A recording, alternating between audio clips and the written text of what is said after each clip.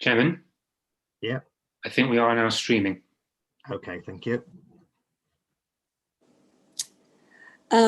Thank you and good evening, members. And Richard and I are very pleased to be able to come and talk to you. As I'm sure you will realise that some of this has changed within the last 24 hours. And there are lots of areas where we do not have the answers, but we are being regularly given updates by MHCLG and other departments of the government. And these will all be shared with you as soon as we've got them.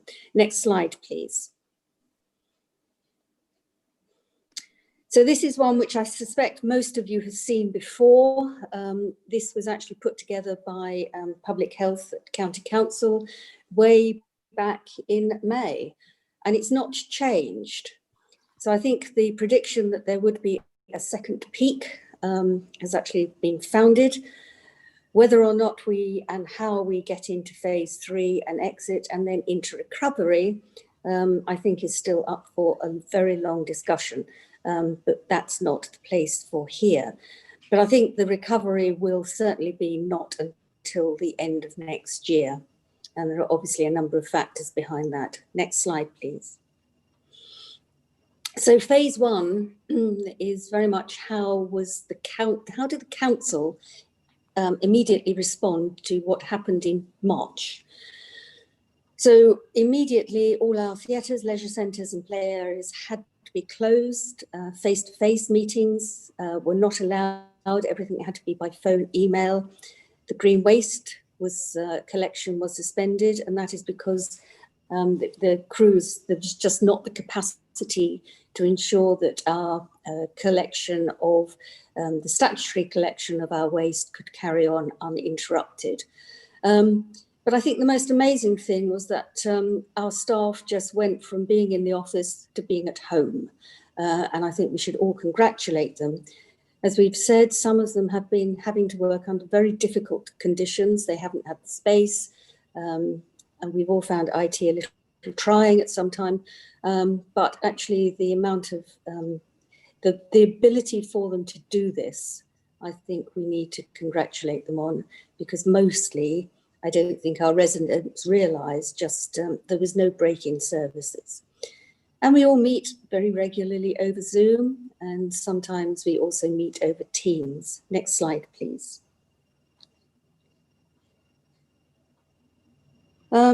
Richard, I think you're taking over now, aren't you? Yeah, thank you, Linda. So I think the next 2 slides just give an idea of some quantities of work. Clearly, when the lockdown did occur in March, there was little notice of it. And I think the key undertaking for the council was to move staff who were office-based to staff who are working from home. And that was about 300 staff over the period of a few days had to move into that environment. So quite a huge effort, quite a huge technical undertaking to make sure that the phone systems was still working and that staff was still able to keep in touch with us. Luckily, the 0 client boxes that we had in our offices are able to be plugged into people's home routers. So those staff who didn't have access to IT equipment could simply take it from their desk and plug it in at home as long as they had a broadband router. So I think that was very fortuitous for the council. And essentially, I think as far as the public were concerned, there were no significant drops in the provision of service. Clearly, we've changed from being in the office to being at home. We shut our main receptions, but we were able to start working quite quickly in terms of continuing to deliver the major projects, because the government was encouraging construction projects to go ahead at that time.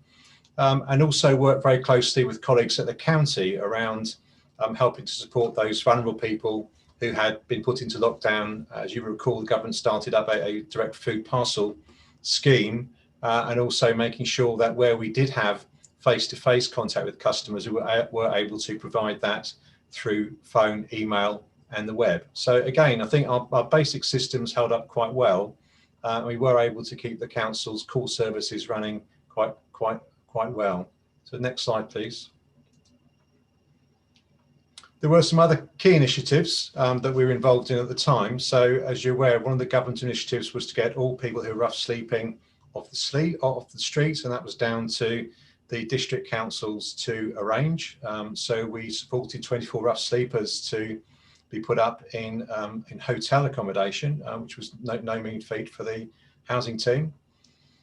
We also took the lead in terms of giving out essentially grants and business tax reliefs and direct funding to businesses as part of government schemes, but there are quite significant amounts of money. As you see, over £20 million given out in reliefs to local businesses.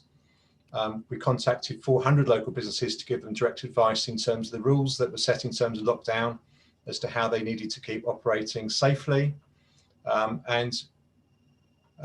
liaised very closely with the police, and still are on an ongoing basis, to make sure, particularly where pubs then started to reopen, that the pubs were complying with the government's guidelines, not just during the daytime, but also with the late night economy.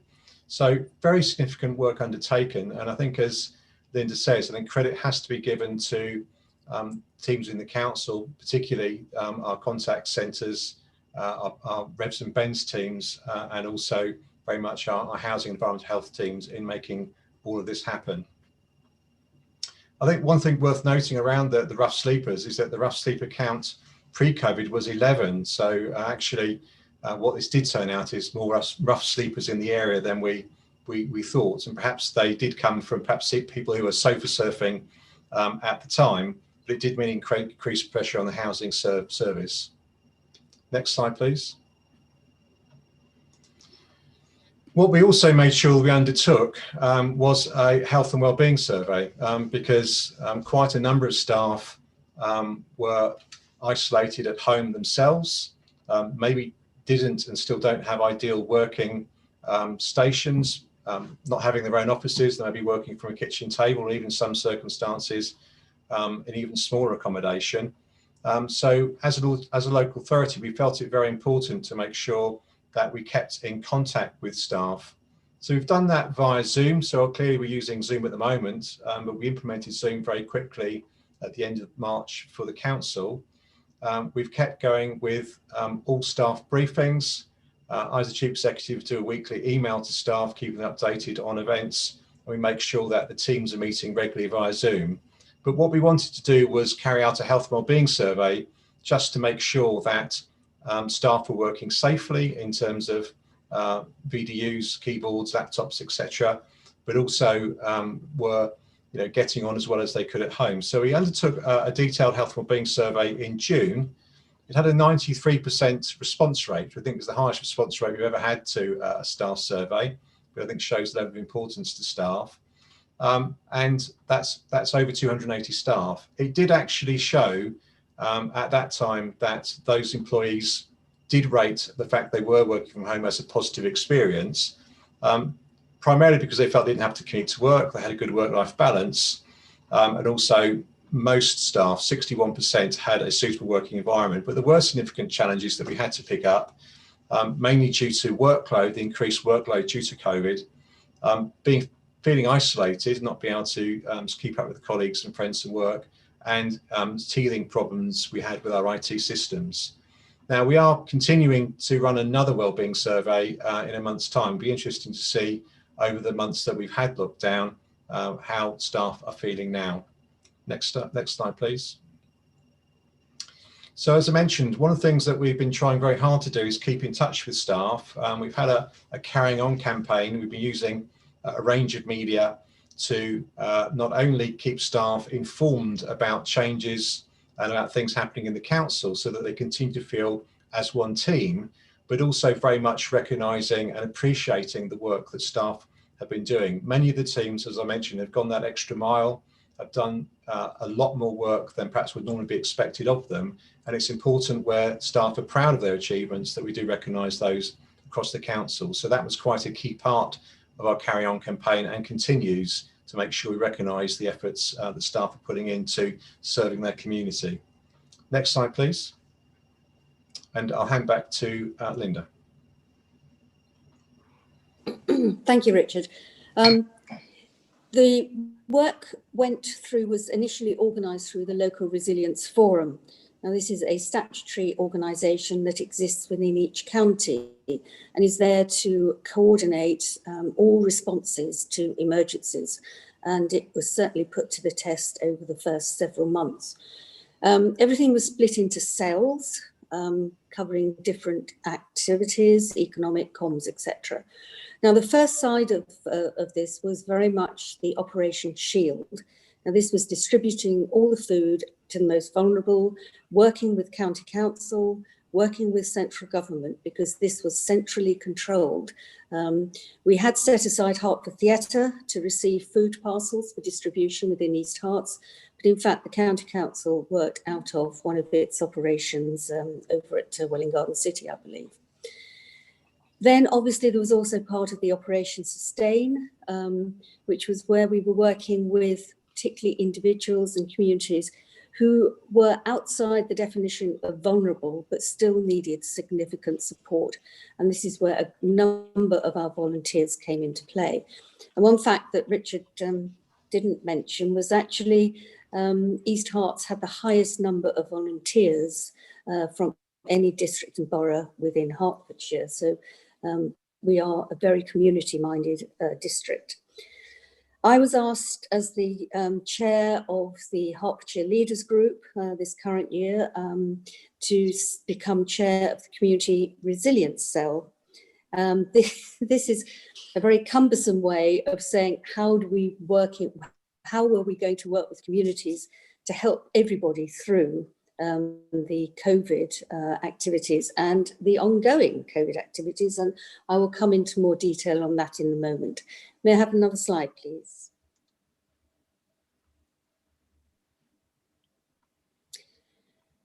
So this just demonstrates the number of people who were on our shielding list and the sorts of issues that they had. The most important for all of the 10 boroughs and districts was in fact the distribution of food and other areas which covered, as you can see on the chart, hopefully you can read it, including financial advice and help with energy costs, etc. But a lot of this was carried out by volunteers, and we do owe our volunteers in Hertfordshire a great deal. Next slide, please.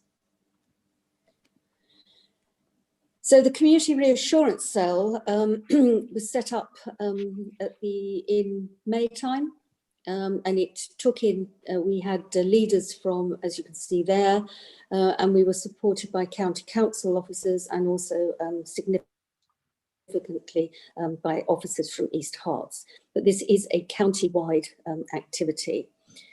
We have taken areas where we believe there needed to be support, and it's been a coordinated communication team. So one of the things that we did do right from the beginning was look at, that's a picture of David Williams and me standing outside a wine shop. We also have a picture of David Williams and me standing inside McMullen's, but the fact that there's a common link of alcohol is just purely coincidental. So one of the first things we did was actually looking at how can we help people travel safely. And we have just had the first travel with confidence sticker given to one of our taxi drivers. And the scheme came about because a number of our taxi drivers do come from the AME community, and we needed to know that they were safe and recognise the safety of our passengers. So they have volunteered to undertake training. They get a sticker to put in their car. They can promote themselves that they have been trained in this. And we are very pleased that this is actually a significantly important scheme that's ongoing. Part of the Community Reassurance Cell was we sent out questionnaires to over around about 300 to 400 organisations, community groups within Hertfordshire, from the Lord Lieutenant through to Scouts, through to children's organisations, to say, what were your issues? What did you feel that your communities were worried about now, 6 months' time, but also where's this going to take us over the coming 18 months? We had over 120 responses, and those priorities were sorted through and have now given us the focus as to where we're going next. So next slide, please. So we, as I said, David and I worked with when the town centres were reopening, and the phase 2 was very much a controlled opening up of the leisure centres, parks and open spaces. But also you had to get the message over that COVID behaviour was so important: distance, face, space. So I think these are ongoing words that we just have to keep getting out to our residents, because otherwise we're never, ever going to get out of this current lockdown, but that's another story. So obviously staff wellbeing is still very important, as is member support as well. Next slide, please. Richard, do you want to do some town centre stuff? Yep, okay. So one of the things that I think has been a success coming out of COVID, although clearly, as we'll see in a moment, that the actual use of the town centres, and certainly town centre car parking, dropped very dramatically from the end of March, picked up again in sort of July, August time for short-term parking.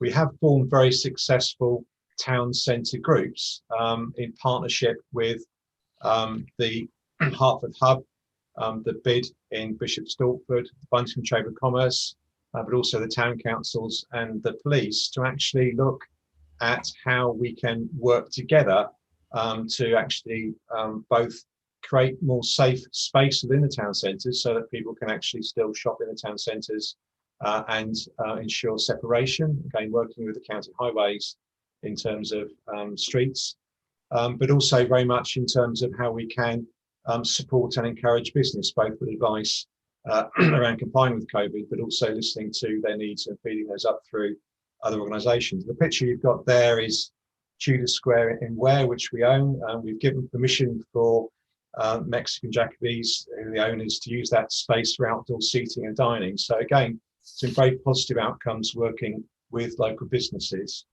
Next slide, please. So in terms of the town centre support, essentially the support highlighted that, as we are aware, not everyone has necessarily agreed with the work that we've been doing, but we have worked very closely with the county council and the public health to ensure that the schemes that we have are working as best as possible, and that residents and businesses are aware. Some of the town centre traffic changes have been quite controversial. You'll probably be aware, but I think they've been put in and been carried out for the right reasons.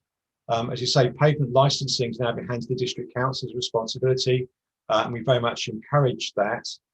There have been some shop closures, particularly in Hertford, Ware and Stortford, but equally there are other new shops that have opened up. So although the economy clearly has been reduced in its activity by COVID, certainly businesses are showing some resilience, and we're very much hoping at the end of this we'll be able to bounce back.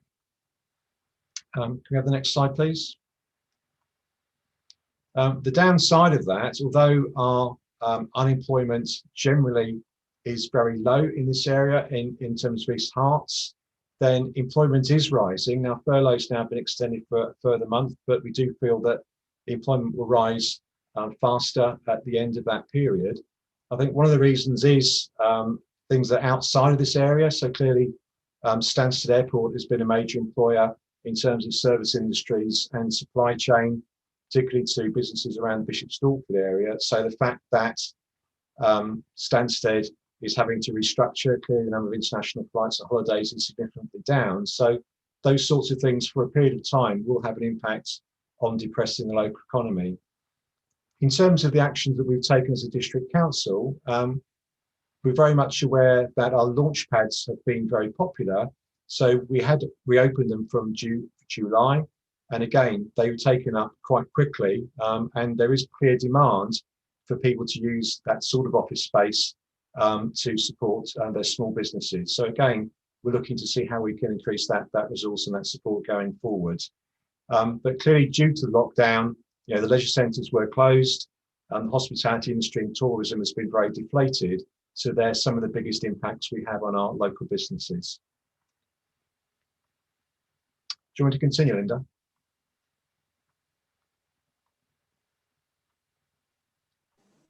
Yes, of course. Next slide, please. I think one of the biggest things is that actually our customers have proved to be pretty flexible, as our staff has. And meetings over Zoom have been very well attended by councillors. And in fact, we've had quite significant audiences over this period of time as well.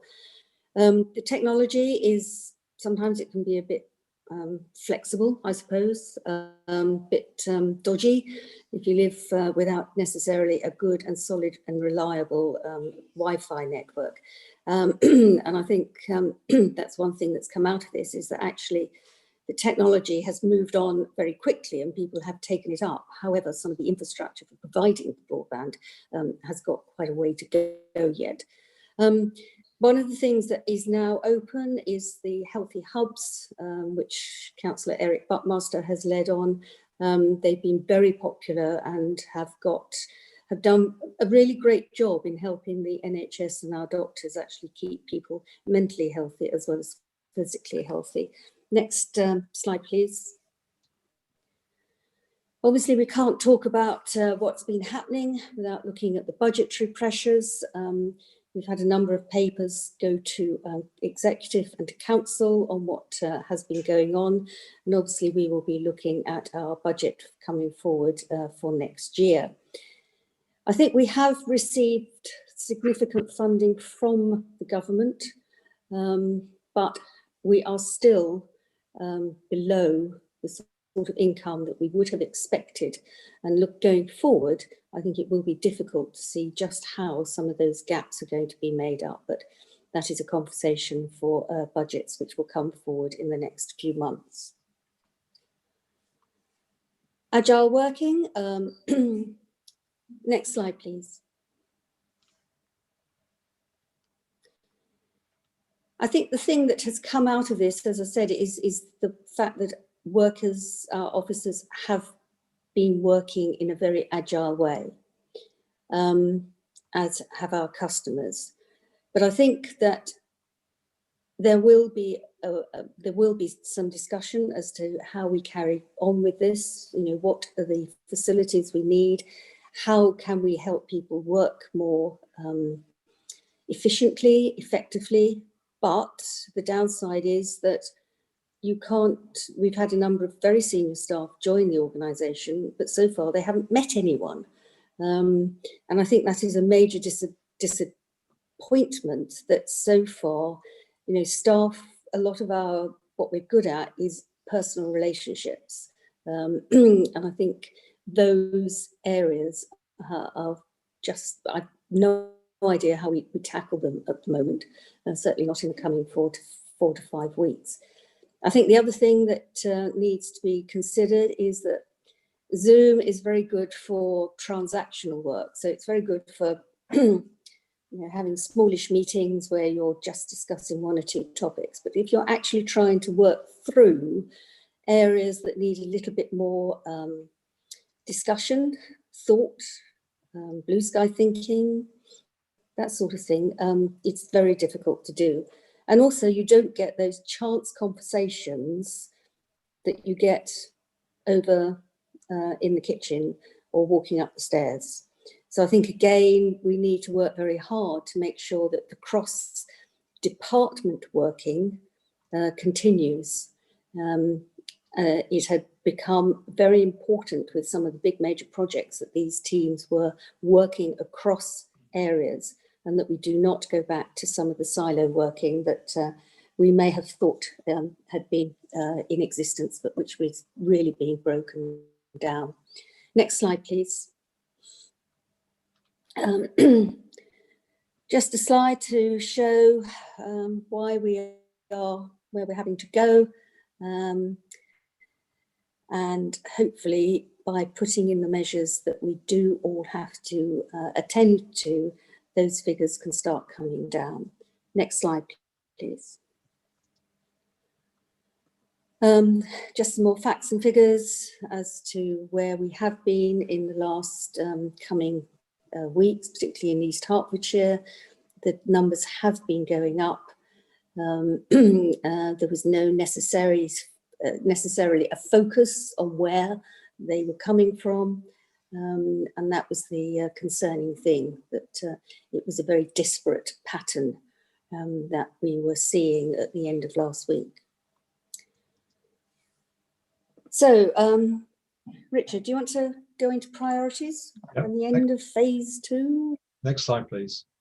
So, as Linda said, I think the original version of this PowerPoint had second wave question mark, but I think since the government announcements, the latest figures, I think clearly we are into a second phase. So we're going now into a new period of lockdown, as the chairman referred to at the start of the meeting.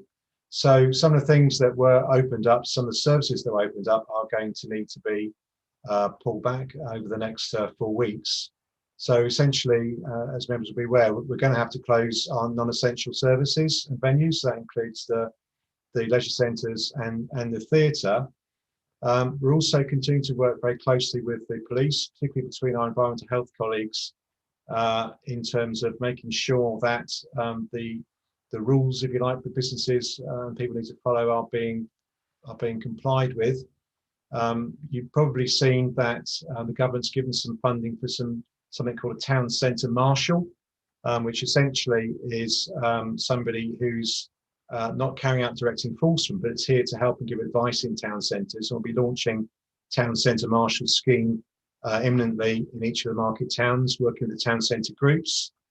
The government's also announced today some more detail around business support grants. So again, you'll be aware the government is giving direct compensation to businesses that have been required to close, but is also giving £20 per head of population equivalent to each of the districts to help support those businesses who aren't required to close, but who are affected by the current COVID conditions. Now, the details of that scheme aren't yet available. There's another webinar around it tomorrow.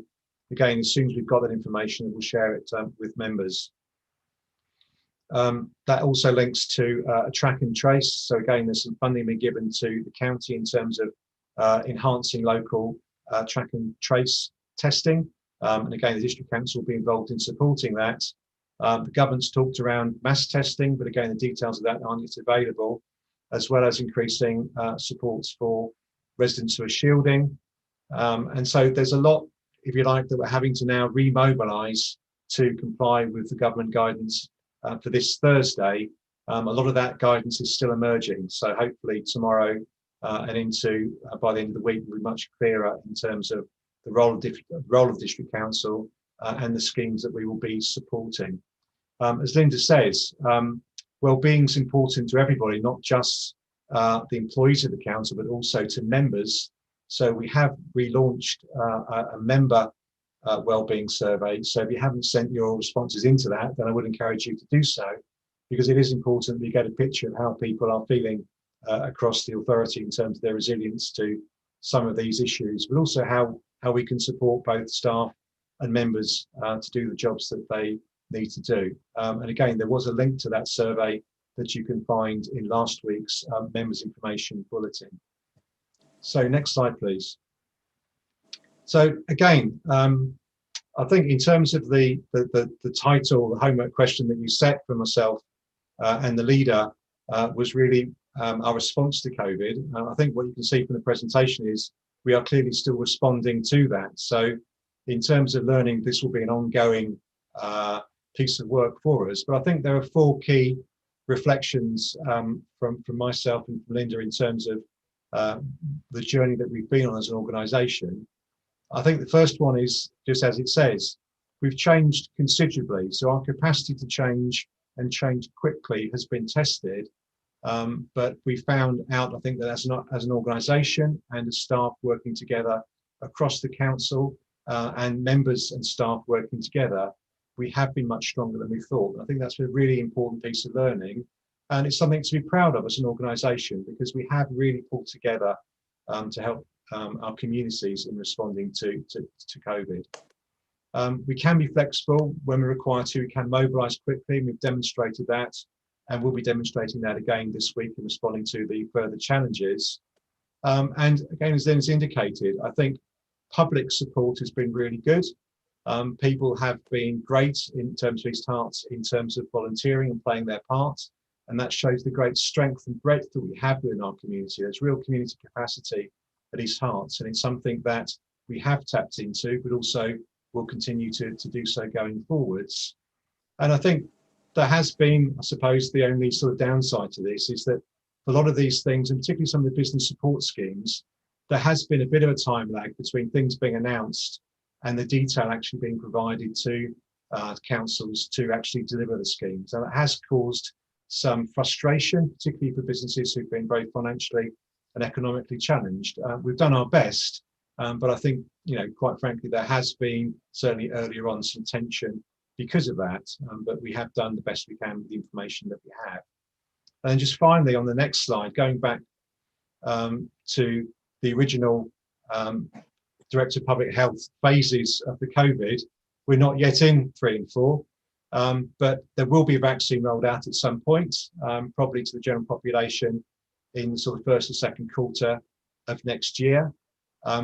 We have Stephen Lynette in post now as the new Head of Strategic Finance and Property, and Stephen's working with us to make sure that the medium-term financial strategy going forward is robust and provides the savings that we need to save. And again, Stephen has issued a timetable, I think, very recently to members, setting out how officers can support members through that process, through to the budget setting in February.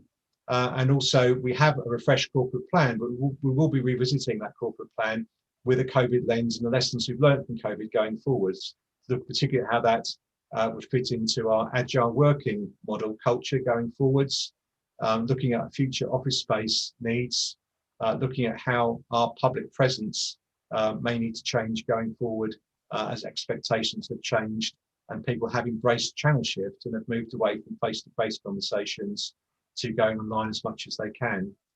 A couple of other major challenges for us. Obviously, we've got the work of the Herts Growth Board going forward, and the bid that we've got into government to really get some significant funding into Hertfordshire for infrastructure to aid the economic recovery and housing delivery in the area. And that work is very actively on board. And again, members will be aware that there's a paper coming to council in December around setting up a joint committee for the Growth Board.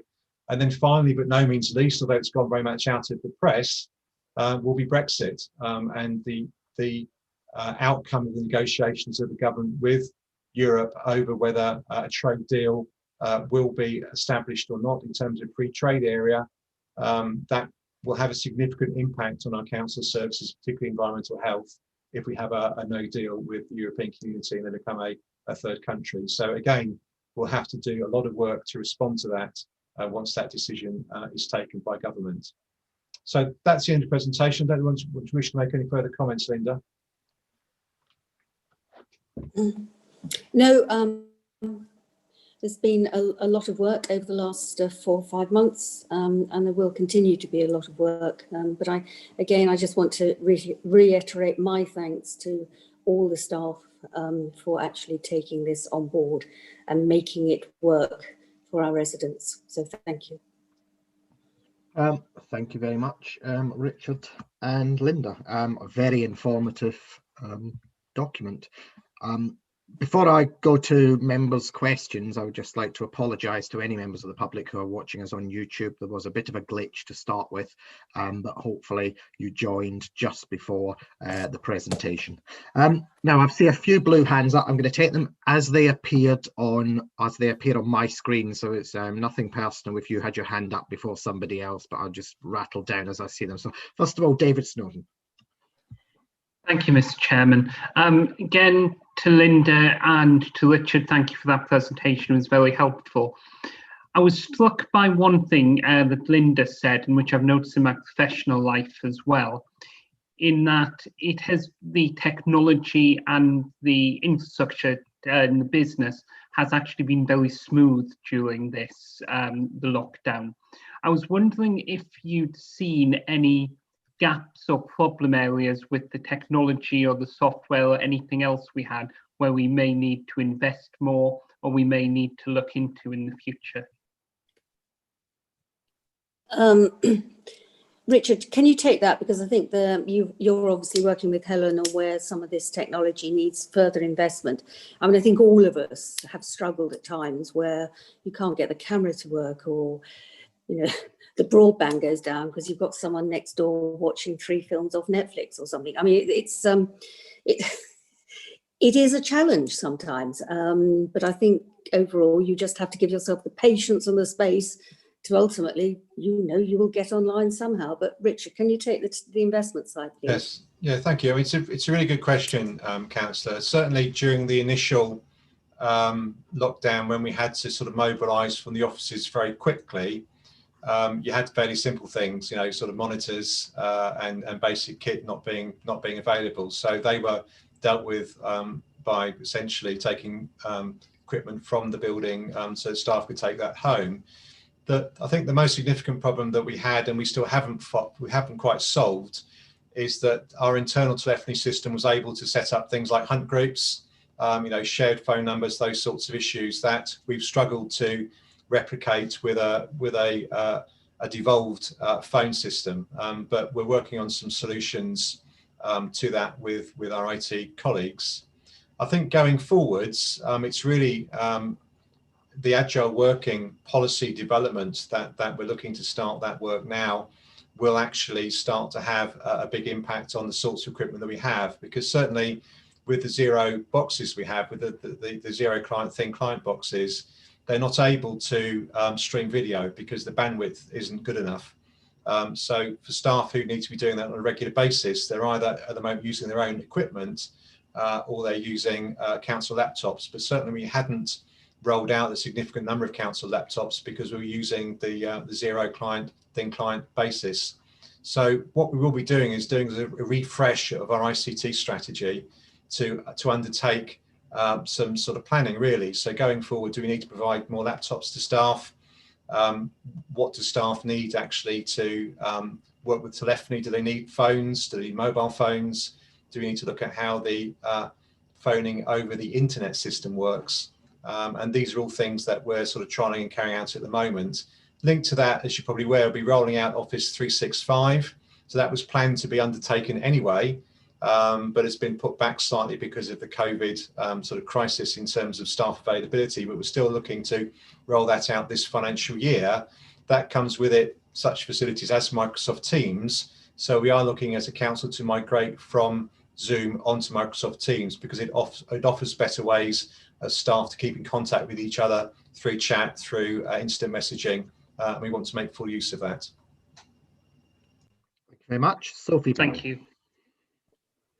I've heard you mention about the fact that during the first lockdown we put homeless members of our community up in hotels. Can you confirm whether that will be happening during this lockdown as well? Obviously, coming into the winter months, they won't have access to things like cafes and all of that to escape from the cold. So I think it's very important that we provide that provision this time as well.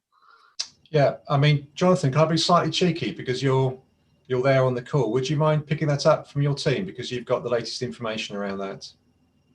Yes, of course, definitely.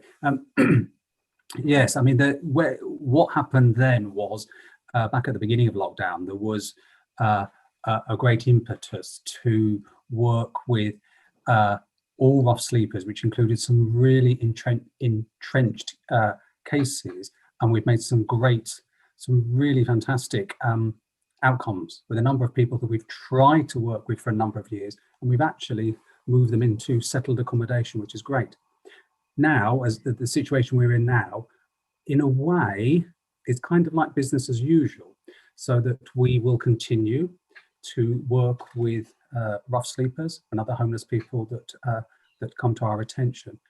As we go into winter months, we have arrangements for severe weather, whereby we would always pick somebody up. One of the particular benefits we have now is that we are about to take on 13 units of accommodation, and we also have been very successful under the government's Next Steps accommodation programme, which is to cement those benefits of working with rough sleepers We've got £421,000 from that programme, which will create 6 units and specialist officer support for rough sleepers. So we in housing feel very confident that we're in a very strong position now to help rough sleepers and indeed all homeless people as we go into this further difficult period, combined with the winter months as well. Thank you. Again, I think from my perspective, credit to Jonathan and his team. As Jonathan's explained, we've secured some significant funding under the Government Next Steps programme for some more permanent accommodation for that client group. So again, we should be able to cope with future demand. Thank you very much. Alex Cottas. Thank you, Chairman. So firstly, thank you for the presentation. It was informative. There's been clearly a lot of good work that has been done by the council and partners, but I have a few questions regarding some of the things perhaps we haven't done as well as we could have done, and that we could do better going forward. Firstly, with regard to the public messaging, public communications by the Local Resilience Forum, there's been a very disappointing absence of messaging encouraging people to get existing non-COVID conditions seen to either in terms of diagnosis or attending appointments for treatments. We know that excess deaths, non-COVID excess deaths, were up 20,000 between I think it's March and September. And that's going to be due to various things like heart attacks, cancers, etc. And we know in the case of cancers, we know that cancer treatments have been delayed across the county, and people have not been attending appointments as they routinely would do out of fear of catching COVID. We know that many of those people were getting, sort of more of them are going to die now than would have died if they'd received treatment as they should have done so, and those deaths are going to become apparent over the coming years. Yes, essentially, what is being done firstly to ensure that people do, so that they actually go to their appointments and feel and get in touch with their doctor if they notice bumps, for example, because we know that has not been happening way too often. So that's one concern I have. I'd like something that I'd like to see addressed going forward. In addition, town centre schemes with the, for example, with the one-way high street. I'm district councillor for Great Hamwell, so I get an awful lot of correspondence, either in person or over email, about the one-way system in Ware, which is currently the issue that I get the most correspondence over. It is universally disliked in that, and by local businesses on the high street as well, though they're not in my ward, so I cannot speak for them in this capacity. But the point is that we have the county council's highways department is implementing gimmicky messages like that, which a request by Julie Marston MP to highways recently revealed there was no actual public health evidence produced to justify the claims made about their impacts on the social distancing. We know that the space is not being used for social distancing, is just being left vacant. But the point is that at a time when we really need to give our town centres every bit of support we can get and inhibit them to the minimum extent, it is fundamentally wrong for us to be even seen to support. Could I ask you to get to the question, please, Alex? Well, that's the question. So when are we going to be asking the county council to remove any such system in place for which no public health evidence exists to suggest that it's going to reduce COVID transmission? Because we know that, at least in the case of where no such guidance have been procured. Okay, I think we've got your question. It's just that there are other people who want to speak. Mm-hmm. So I don't know who wants to answer that one, Linda or Richard? Nobody. I think in terms of messaging, the messaging from the LRF is coordinated across the county, and it has to be very simple. It has to be consistent, the messages, and I think is obviously part of the NHS organisation, which has to make sure that patients recognise that if there are problems, they do need to get hold of their doctor or go to hospital. And I think that is now getting out there now. And also, I mean, we have been contacting and working with social prescribing to make sure that patients do understand that that they don't need to be quite so cautious about or reticent about coming forward with some of their other ailments. I think in terms of the town centre scheme, Councillor Curtis, I'm well aware that you believe that there is no evidence out there. I think this is something that I know you've taken up with County Council, and it's something that actually it is a County Council matter, and that's where it needs to be taken. Thank you. That's very helpful, actually, in terms of to hear about what's happening to encourage people with other ailments to come forward. But I agree in terms of being a County Council matter. And we know it is. That's just a fact. But I just think that it harms this council's image to be seen as supporting some of the things, which is a pity, because we know we have done a fantastic amount of work as a council to provide all the business grants to people. Definitely the businesses on Ware High Street are extremely grateful for. So yes. Thank you, Alex. I'm going to sort of cut you off there because I know Ian wants to ask a question. Ian Devonshire. Could I ask members to please keep their questions brief? Thank you, Chairman. Can you hear me okay? Because I know there was a volume problem earlier. We can hear you now, yes. Thank you. My questions all relate to the next lockdown, which starts this Thursday and going on from there. So I've got a couple of questions. Firstly, can either Linda or Richard tell me a bit more about the business support grants that we're going to get in this new lockdown? Secondly, I noted that launch pads were closed during the first lockdown. Is that going to be the same for this next lockdown?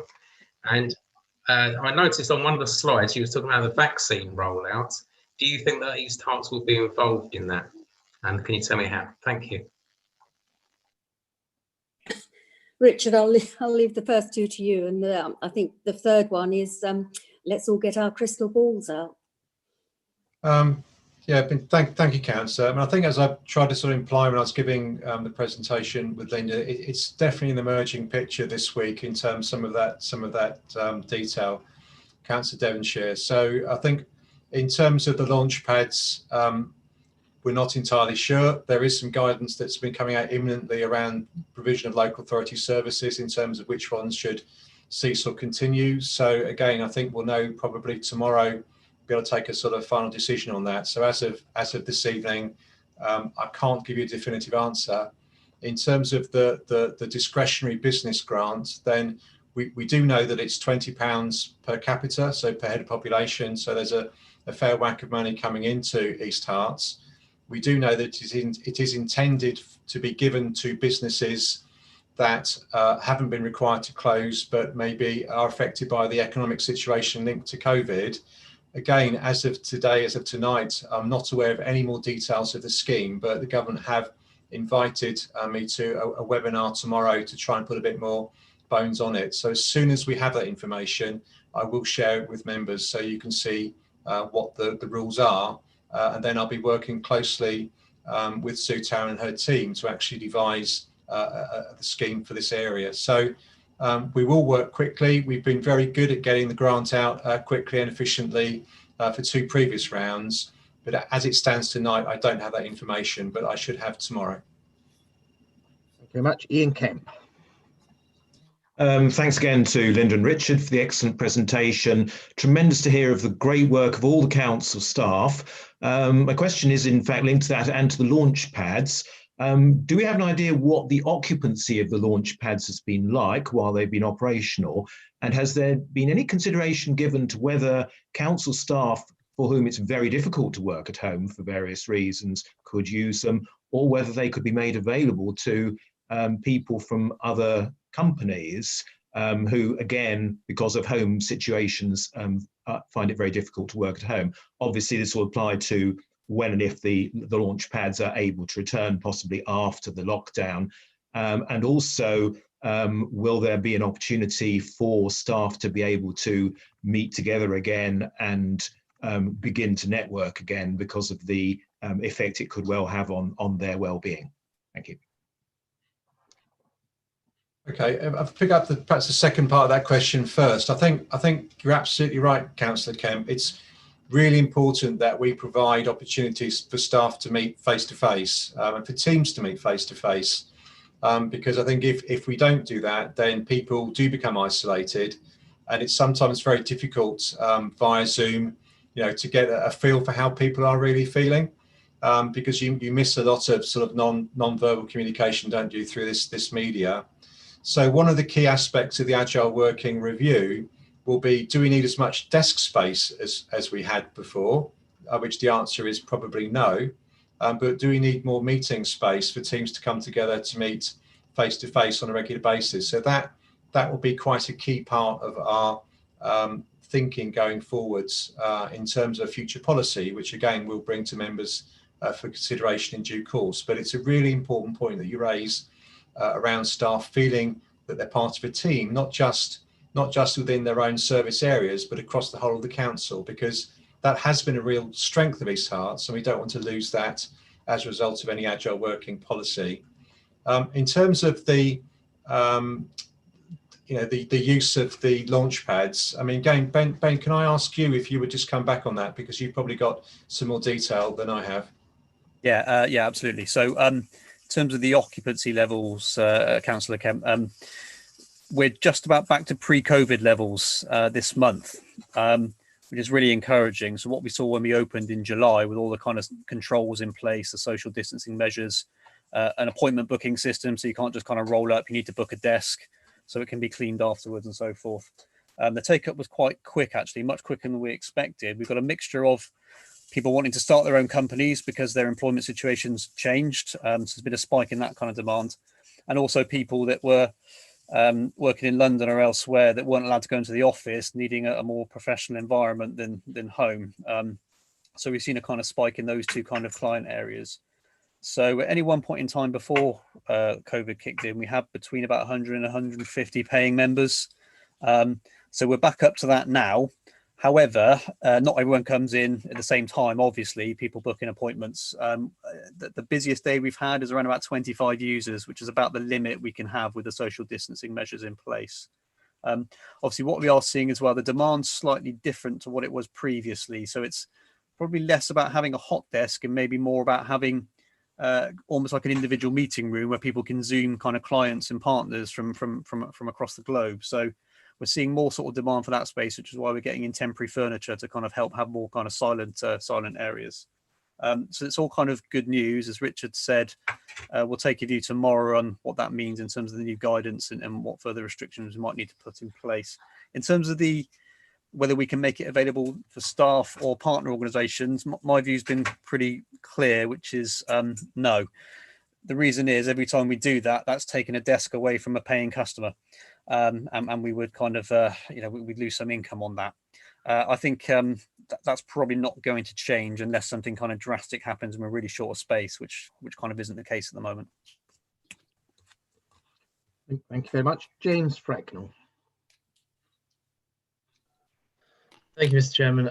Just a really quick one from me. It's not even a question, really. I just wanted to say thank you, actually. I think to officers, members, to everyone working at home. The world is a very strange place at the moment, and everyone's under an awful lot of pressure. And I think that the presentation that we've been given tonight just sort of goes to show how much work is going on behind the scenes. And I think I just wanted to voice it, really, just to say thank you to everyone for the efforts that have been made under these really challenging circumstances.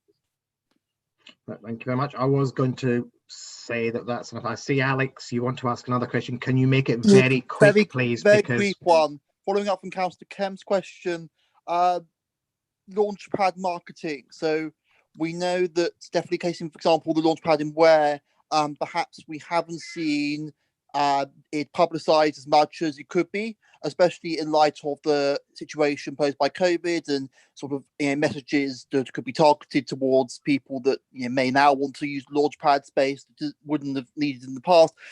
What's being done to review what we're doing on that front, and because it's a fantastic resource and a really great example of something that we're doing to help our local communities through this crisis. So I'm interested to know how we're going to review the marketing.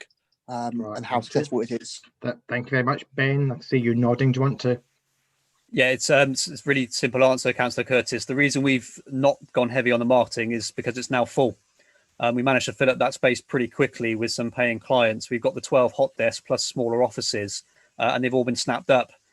and we can't get anybody more in that space safely until the kind of rules change. So I think that's why we've gone a little bit light on the marketing. Ideally, the only restriction there is space. If we can find some more venues, we can probably roll this out, because I think flexible working space is clearly where the demand is. It's not for the traditional office space. So we need to be thinking more about that in future. So I think that's what we'll be looking at next, once we're out of this kind of next lockdown. Fab, thanks a lot. Thank you. I've got a couple of quick questions. I will keep it quick because I know we've been discussing this a long time. Obviously, we know how many businesses we thought we had in East Herts, but has COVID actually given us an indication of an increase when it comes to businesses who may be registered elsewhere but are actually operating in East Herts? So do we know how many more businesses we have found due to them probably applying for grants? And the second one is, it's rather concerning to see that we have in East Herts a sort of 1% to 4% increase in unemployment, whereas the national average it was 3 to 6.5%. Can we be assured that as a council we will be investing in the local economy and we'll be using local suppliers wherever possible to help those businesses? I don't know who wants to, I don't know, Ben or... I think for the first part of your question, Chair, if I could ask Sue Tarrant, because obviously during the grant relief and the business rate funding, a lot of work was done to attract businesses in the area. Yeah, Sue. Thank you, Chair. In respect to that, we identified a number of companies that were resident in the area but had not previously registered for business rates, even though they were in commercial properties. So that was an interesting identification. We don't obviously have detailed records of businesses that are run from people's homes, because from my service area, at least, we're interested in the ones that are eligible for charging for business rates, which they're not when they run them from home. But I think Ben's previously, the team has been aware of the kind of numbers that we've got being registered in the district, but we definitely identified a substantial number of businesses that we can now charge business rates for. Not sure that was the exact comment I wanted, but I understand where you're coming from. And with regards to the investment in local economy and local suppliers. Yeah, I think if I could answer that, I would agree. It's really important as a local authority that we maximise the social value from our undertakings as a local authority. So clearly, that means that where we do let contracts and we do have businesses and services, as much as we're able to, that benefits our local economy and our community. Thank you very much. And again, thank you very much for a very informative presentation. I think it was well worth us looking at it, judging by the questions we've had. Are members happy to note the presentation and comments? Yeah, thank you very much. Item 6, back to you, Sue. Revs and Benefits Annual Report. Thank you, Chair. The report was circulated to you, so I haven't done a separate presentation, but it is an annual activity that we bring alternatively through to Stevenage and then to East Herts. The shared service of revenues and benefits has been in operation since August 2011, so we're fairly well established. And this report gives an overview looking backwards in total contrast to our previous presentation, which is very much of the moment. I'll go through briefly. Please stop me if you want to ask questions as we go through, but it covers the main areas of activity. Starting with housing benefit, one of our key indicators has always been the national indicator for performance, which is an average of the number of days it takes us to process either new claims or changes in circumstance. It includes weekends and bank holidays, so it is a true working, just not just working days. And you'll see at 4.12 of your pack on page 27 that again, we achieved very good average figures over the year, and these were the best for East Herts since 2008, 2009. Obviously, we aim to minimise the waiting time for our customers, which is absolutely key if you're in financial difficulty, not to have to wait for benefits that can support you. But it also helps us maximise the subsidy that we get back from government for the spend that we have on this area, which is not insubstantial. The report goes on to explain a little bit about the subsidy catch we get into, where there is what they call admin delay or error. But overall, we were a strong position last year as we have been previously. We also have, we note that we had a reduction in post changes of circumstance etc. last year, which has already been, that trend has been bucked this year. We're up 30% on last year's figures already this year.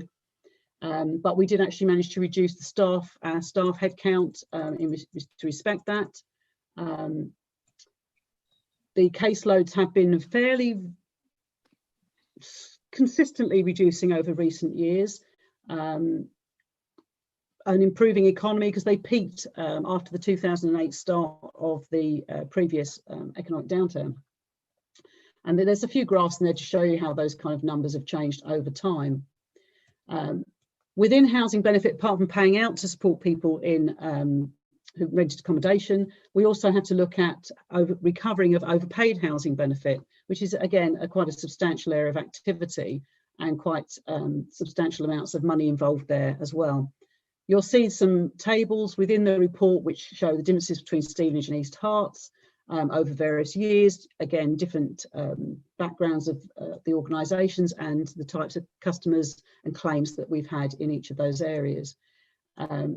The positive note to take from that is that we finally got to the point where we're recovering more debt than is being raised. So we know that we can actually bite into the outstanding arrears.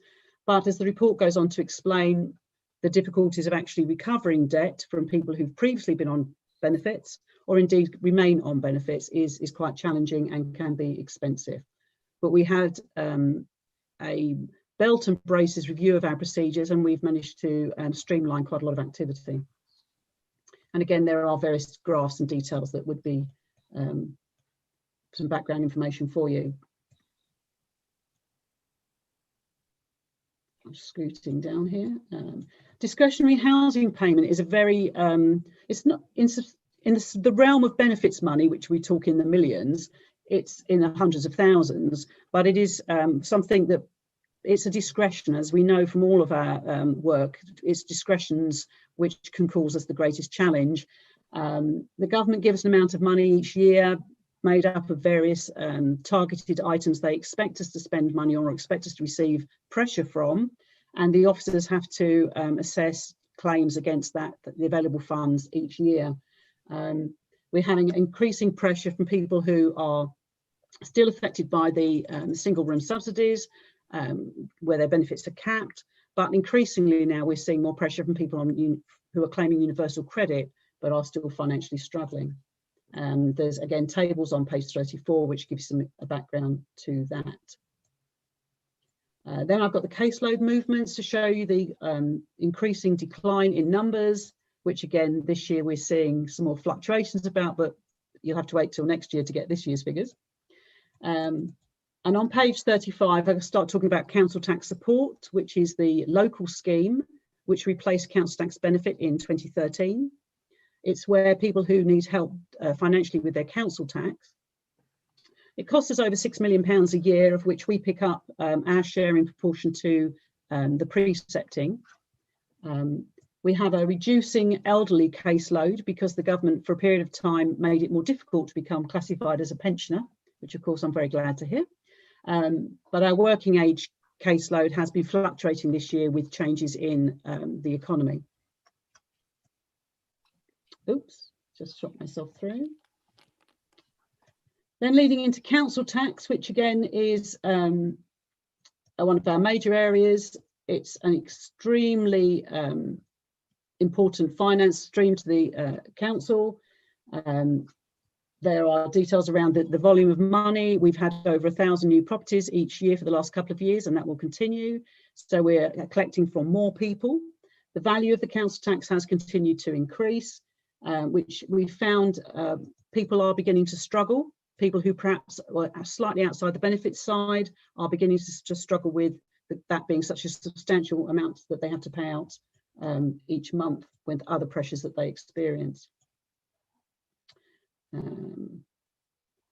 The report also covers areas that we are of activity that the government drive us on, where we are validating claims, we are reviewing areas that they wish to target, and we're given money to do those activities, but again they're not always planned for us, so we have to respond to those in short measure, but we invariably manage to do so.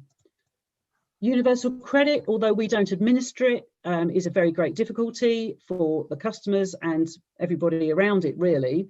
It impacts us mainly because most of the people on council tax support are in receipt of universal credit, and as their universal credit is reassessed so frequently, it impacts on their council tax support entitlement, which in turn changes their instalment profiles and recoverability of their council tax liability. Interesting, just to throw a figure in there, we actually collected £109.5 million of council tax just for East Herts last year, and another 49 million for Stevenage. Collecting of council tax arrears obviously is a huge target for us, and you'll see from the tables there that we've been very successful in reducing those over recent years. It's often having to work, we like to work closely with our customers so that we can support them to manage their current year liability and then deal with their arrears, because we don't want to keep pushing them into a cycle of constant debt. So that takes a lot of resources and a lot of support from the staff to help our customers through those difficult times. The report also covers single person discounts, which we're currently doing a review of. We try to do one annually because we do know that it's a very, very expensive part of our tax base. We don't have any discretion over it as to who gets it or who doesn't get it. The government won't allow us currently to do that. But each year we find a substantial number of people who haven't remembered to tell us that they're no longer entitled, let's put it like that. And those people who don't respond to us, we do actually levy a penalty on because they will get asked again another year, and they have to learn that it actually costs us lots of money to keep these things checked. Obviously, if people have good grounds to have failed to respond, we are always compassionate around that and can waive a penalty where it's appropriate to do so. Section 4.6 of the report covers business rates, which has become obviously very hot topic this last year. But this actually covers more the day-to-day work. And you'll see the numbers involved in the tables there, where we have sort of 56 million for East Herts to collect. But there are a number of reliefs which businesses can apply for and which we grant. Many are mandatory, some discretionary. So there's a whole process there. And it leaves us with about 42 million physically to collect after we've assessed and awarded all the relevant grants. Table 22 explains all the different mandatory reliefs. If you can't sleep at night, it's quite good reading. Well, I find it very entertaining.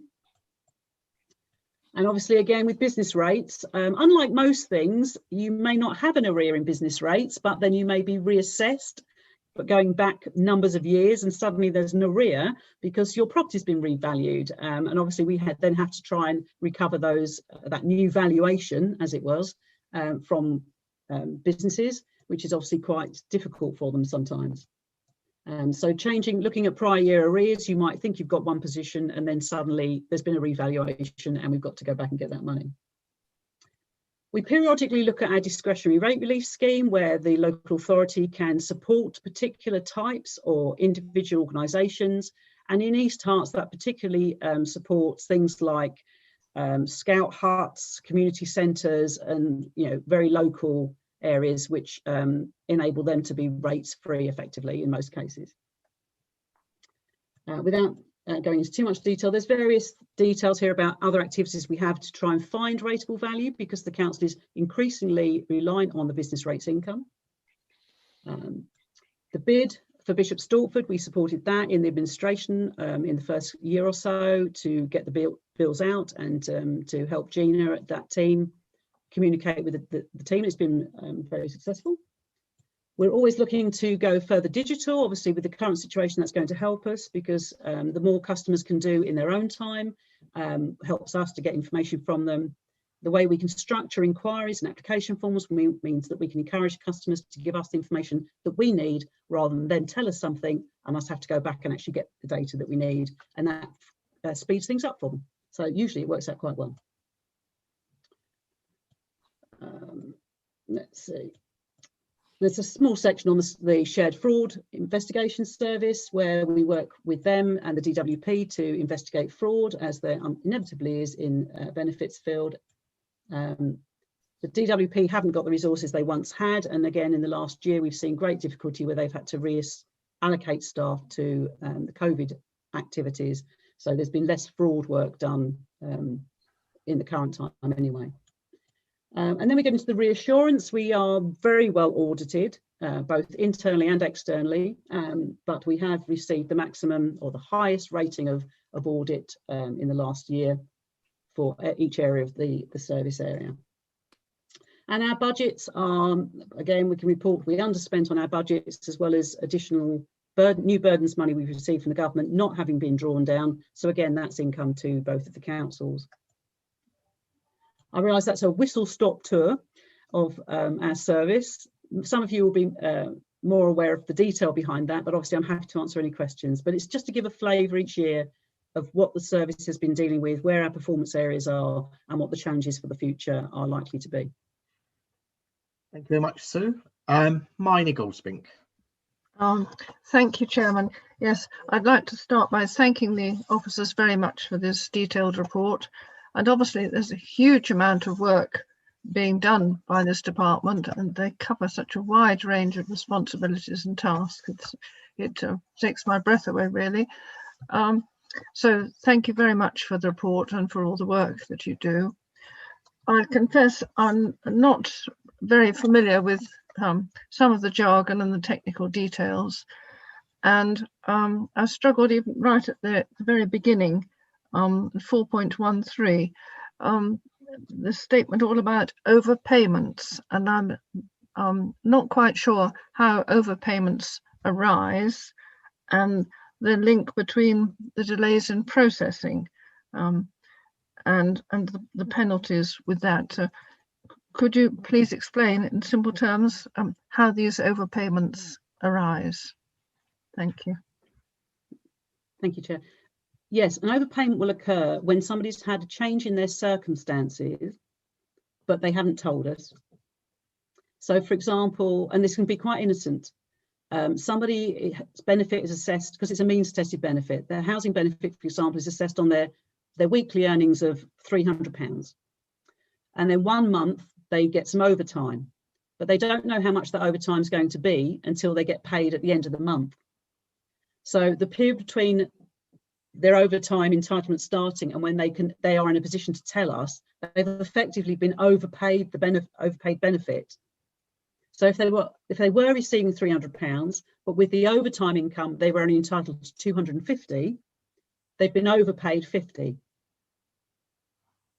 So it's just through changes, or they were awarded it on the basis that they had a dependent child to look after, but the child leaves the household to live with, say, another parent. So we'd have assessed them on one set of circumstances, which then changes. So if the change means that they're entitled to less benefit, that produces an overpayment. Oh, I see. So it's not related to how quickly or how slowly the department processes the first claim. Well, the first part of your question, that's how an example of an overpayment. Admin delay occurs when we're notified of a change in circumstances. If we don't process it quickly enough, every day that we don't process it effectively generates a notional admin delay, and that counts against us for subsidy. The DWP's intention is to make us work like that. So it's a kind of, that's an account to make sure that we actually that we actually administer properly and we administer quickly. And if we don't process things quickly, then that counts against us on a subsidy scheme, an incentive scheme. Oh, I think I understand better now. Thank you very much. Thank you. Thank you, Miney. And David Snowden. Thank you, Mr. Chairman. Thank you for this report. I'm just looking at some of these quite encouraging numbers you've given us about the overpayment collections. And just think you mentioned, obviously, there's quite a heavy burden on trying to match up some of this data in order to find people and to collect some of this money. Is there any additional resource or any additional I don't know, infrastructure, software, or anything like that, which would be useful in doing this, so it would be cost effective in reducing the debt that we're currently carrying? Thank you, Chair. We're very fortunate in recent times that the DWP have now got access to HMRC data. So we are better able to locate people through data matching through the HMRC via DWP. That enables us to make contact, and then we can start negotiating with them about instalment arrangements. But if they're not maintained, and if somebody's in employment, it then gives us the opportunity to look towards having an attachment to earnings. So the government are trying to support us in our ability to locate people. So at the moment, that's been a huge step forward, and I think the government are still looking for other avenues that will help us, because this is a national problem. But in reality, however well you find, however much more easy it is to find people, many of them are still financially struggling. So we have to be reasonable and not cause increased hardship at the rates at which we do recover the debt. So our aim is to have recovery on all the debts, even though some of them will take a considerable time to repay. Is that okay? Thank you. Thank you very much. As there's no other questions, can I take members back to page 27? And the recommendation is that the report be noted. Is members happy that we note? I don't see any dissent, so thank you very much, Sue. If you wish to leave us, please feel free. Item 7, update on sustainable action plan. David Thorogood. Hello, David. Where are you? Oh, there you are. Chair, if I may, can I just make a quick introduction before David and I are more than happy to have comments. Just in front of you then tonight is the first, really, or the latest iteration of the Council's Sustainability Action Plan. I think many, if not maybe most or all of you, will have seen this when David and I gave a presentation at a member information session. However, we're very happy to bring it here for that degree of scrutiny and overview that you can bring to it.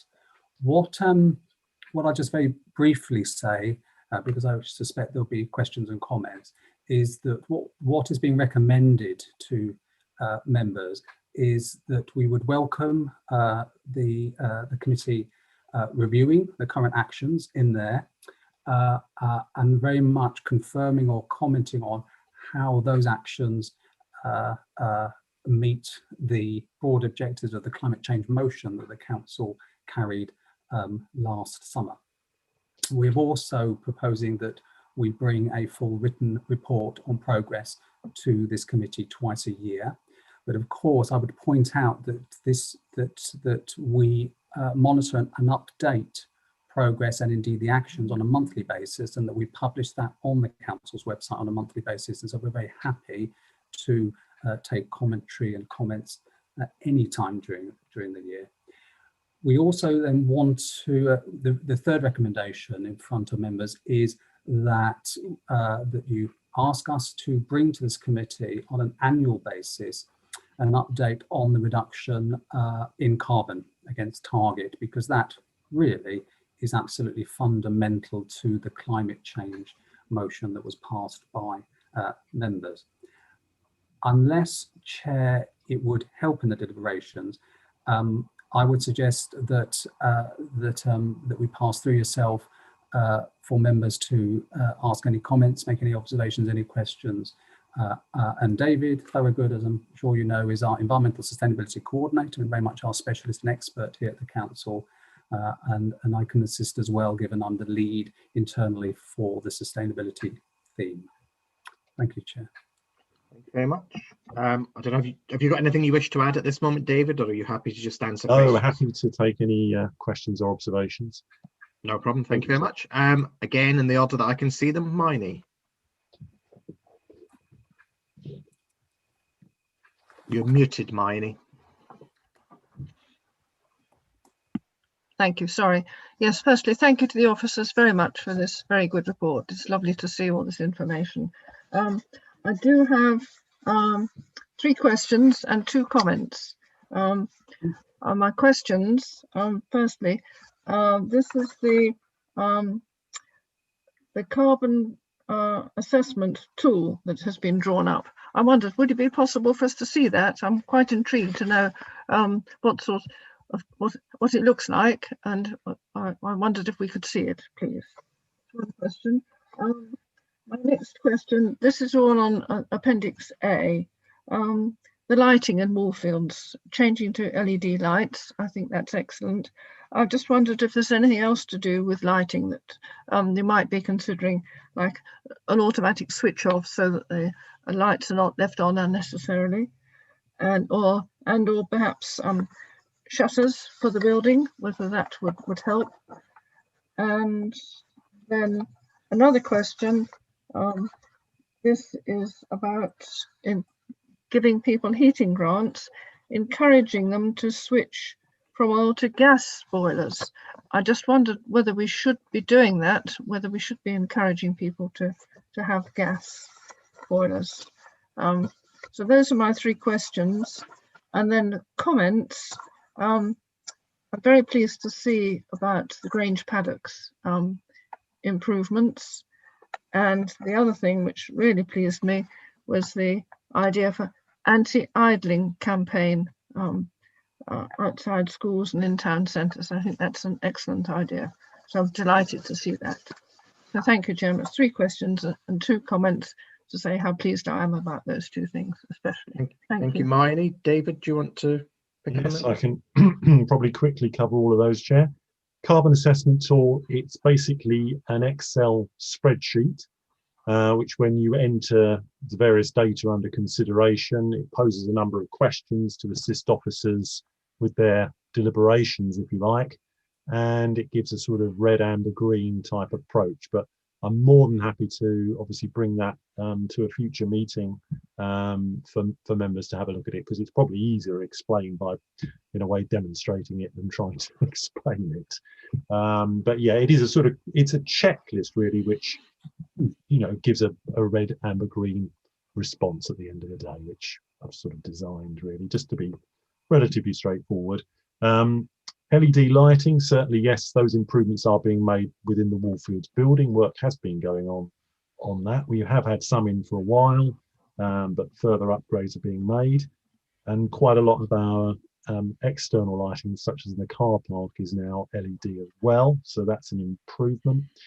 You mentioned light switching on and off. The lights are actually zoned at the moment anyway. So in theory, if on the whole, if no one is sitting there, they should, well, most of the lights will go off.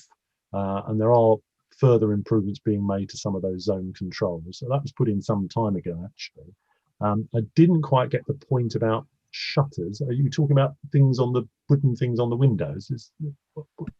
Yes, yes. Right. Yes, okay. yes. That's not something we've considered at that stage, but certainly happy to take that away and look at that more in more detail. Heating grants. This is the first time central heating scheme I think you're referring to. It's externally funded. We were lucky enough to win some money for that. And it will pay for up to 20 private sector homes plus additional potentially 12 in the rented sector to switch. These are properties which generally are currently oil heated, but are currently off gas. So they're not connected to the gas network at the moment, but they are close enough to the gas network to make it easy to connect. So we've got quite a lot of properties. About a third of properties in East Herts aren't on the gas network, and obviously never are going to be because they're some distance away from it. But we've got a surprising number which actually have a gas pipe running past their front door practically, where they could be connected up. Now you're quite right, obviously in 5 years' time the idea is not to put gas boilers in new properties, but the advantage of moving people over to gas at the moment is that it is better than oil, and it's substantially cheaper at the moment than oil and some of the other sources of energy. For example, and there are some properties, there's a couple that we've converted so far which are on colour gas, for example, which is very expensive. So there is a carbon saving, but it's also about fuel poverty, and there is always that slight dilemma between fuel poverty and carbon saving, but on the whole, I think this is an overall win. And even if we do move over the properties to gas in the future, I suppose looking further into the future, there is the potential for a part hydrogen mix into the gas network at some stage. So, you know, that connection won't necessarily be wasted in that sense. But I do take your point. Yes, you could be moving over to electricity, but on balance, probably gas at the moment from a fuel poverty point of view. Are you happy with that, Miney? Yes, yes, yes. Oh, partly, but yes, I understand. Thank you very much. Thank you. James. Thank you, Mr. Chairman. Yeah, once again, thank you for this. It's great to see it in action, and the amount of work that's going into the declaration is great. I think there were just two things I had a quick question on.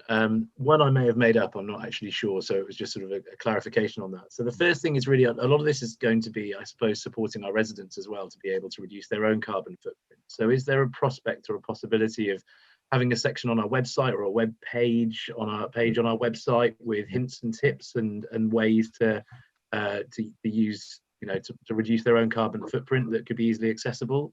And the second thing is, this is what I might have made up. Am I right in thinking there was in one of the medium-term financial plans £40,000 for solar panels at Wallfields, I think, and I'm just wondering if that's still happening, what the situation is with that, and how that's going, please. Right.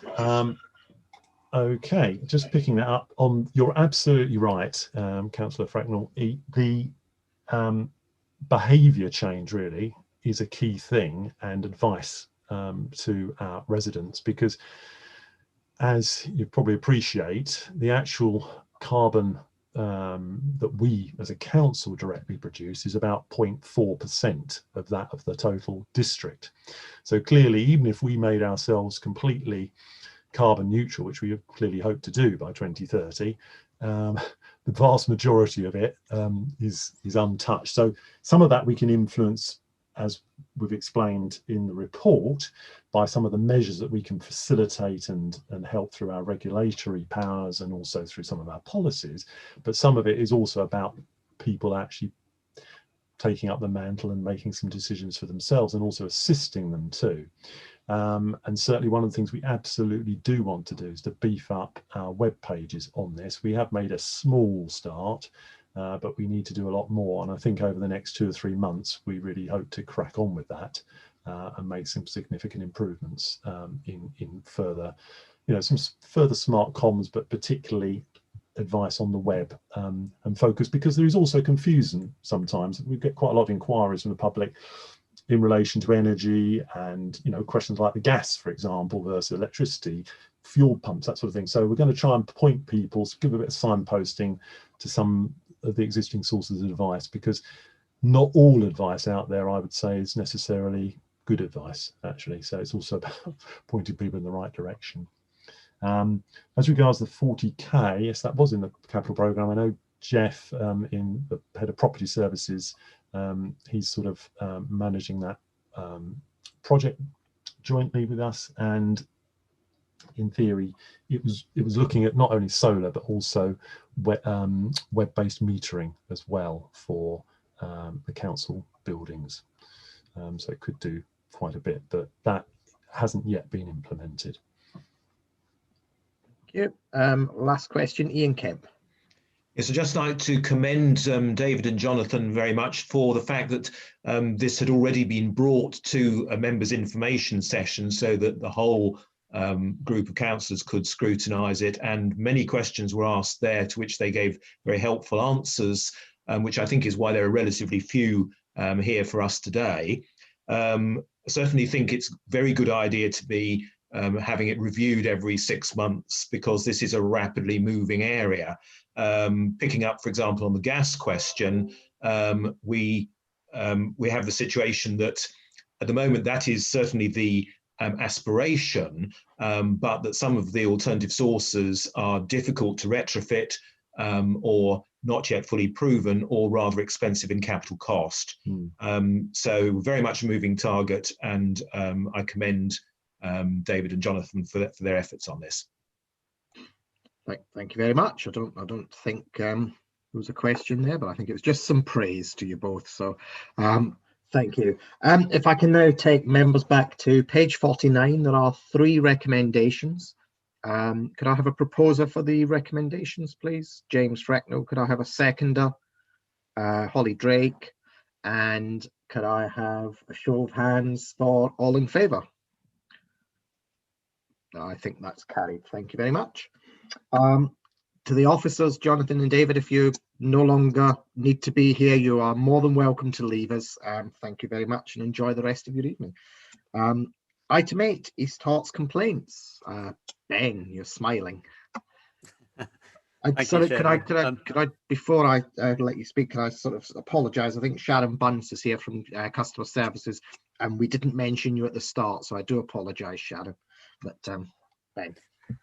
Yeah, thank you, Chairman. Yeah, Sharon is a customer services team leader. She's also our complaints lead, which is why she's here for the meeting, and obviously had quite a hand in putting this report together. But the reason I'm smiling is this is the annual outing to Scrutiny on the complaints report. So every year we come and do an update on the things that have gone wrong, and the healthy process of customers giving us feedback and what we're doing about it. So this is it. I've also included the vexatious complainant policy, which I'll come on to in a second.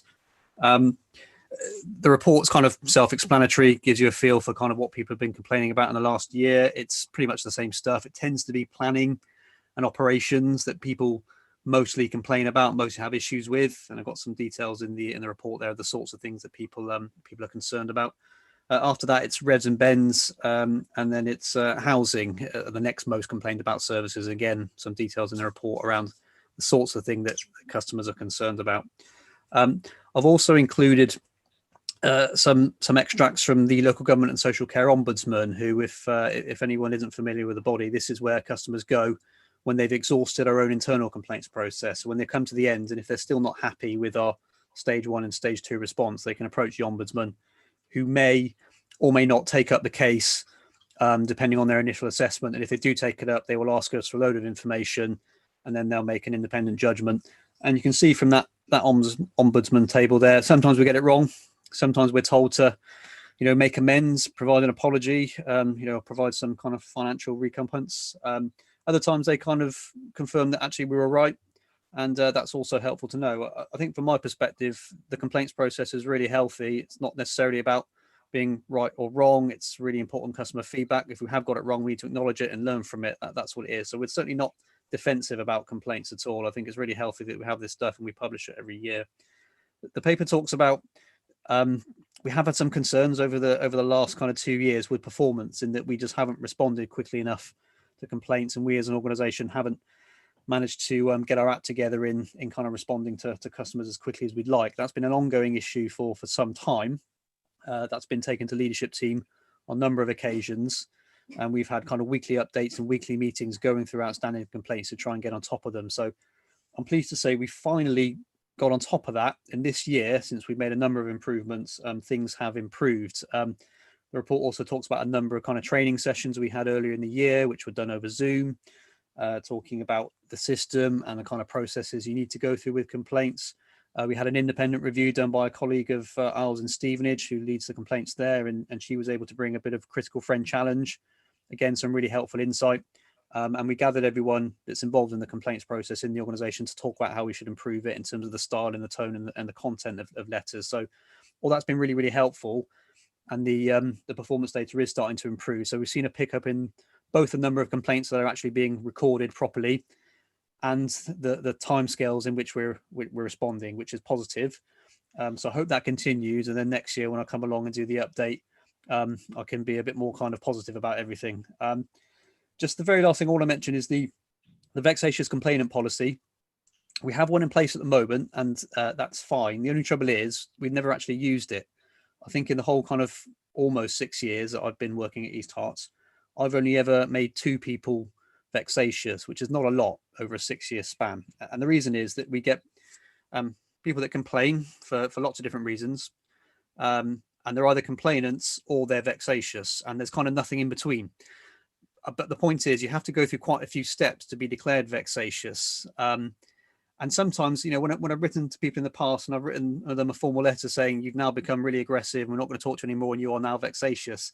Sometimes that label doesn't have the effect we'd like. You know, when someone reads that, they understandably are more agitated than they perhaps were before. So I think what I'd like to do is abandon the language of vexatious and replace our policy, which is just something around kind of unreasonable and persistent behaviour. So there's almost a kind of ladder of intervention and a series of actions we can take. So, you know, if someone starts to get sort of persistent and almost on the case of kind of taking up too much time or maybe harassing a member of staff for a response, we can say, look, it's not about being vexatious, but we are going to say you can only contact us once a week. You can only contact us through email. You know, certain controls how we kind of deal with people. And then we can escalate that all the way up to kind of saying we're no longer dealing with you for a number of reasons, because you've been rude, because you've been aggressive. So this unreasonable and persistent behaviour policy just gives us a bit more flexibility in how we respond to people. We don't use this negative language around vexatious, but we can write to people and say, look, we're going to put some controls in place about how you contact us, because it is becoming a bit difficult dealing with you in this regard. So that's going to be quite helpful. I'll give you a good example. I have a regular letter from a resident at Bishop Stortford. He writes to me every month about council tax and the fact that we're pursuing him for some unpaid council tax. He doesn't agree with it because he doesn't recognise the basis in law. You know, he talks about common law from the Norman times and that there's no legal basis for us charging him council tax and all this kind of stuff. And if you go on any kind of website, you can read all this kind of common law, free man type stuff.